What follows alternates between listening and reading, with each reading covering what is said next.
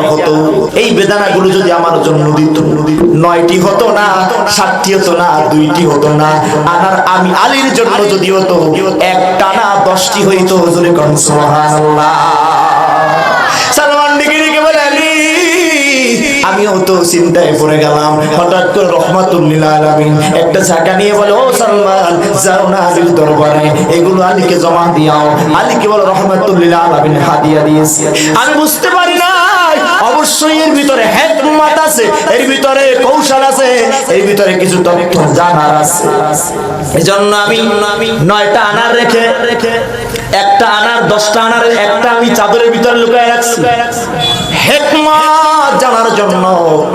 আলী বলে, ও সালমান, আমার আল্লাহর ঘোষণা, বান্দা যদি করে 1 দান, আমার আল্লাহ বান্দারে দেয় 10। আল্লাহর রাসূল বলেন, কোন বান্দা যদি খুরমা খেজুর পরিমাণ দান করে, ওই দানটাকে আল্লাহ বড় বানানো শুরু করে। বড় বানাতে বানাতে বানাতে বানাতে উহুদ পাহাড় পরিমাণ বড় আল্লাহ বানায় দেয়।